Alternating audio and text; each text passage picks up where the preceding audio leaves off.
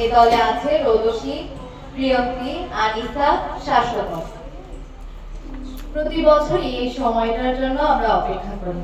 শীত ঋতু আমাদের সকলেরই অনেক বেশি প্রিয় ঋতু। প্রতি বছর এই সময়টার জন্যই আমরা অপেক্ষায় থাকি। শীত ঋতু আসলেই টানা 15 দিন ছুটি মেলে। এই ছুটিতে আমরা সকলেই চলে যাই গ্রামের বাড়ি। আর এই গ্রামের বাড়ি যাওয়ার মূল কারণ হলো পিঠা।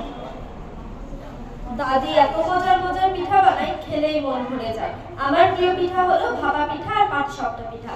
কিন্তু আমার চাচাতো বোনের প্রিয় পিঠা হলো বকুল পিঠা আর চিতই পিঠা। এবার আমার আর আমার বোনের ভিতর হলো মহা ঝামেলা। দাদি আবার কোন পিঠা বানাবে? এরপর দাদি আমাদেরকে থামিয়ে বলল, আমি সব পিঠাই বানাবো। পুলি পিঠা, বকুল পিঠা, ভাপা পিঠা, চিতই পিঠা, সব পিঠাই।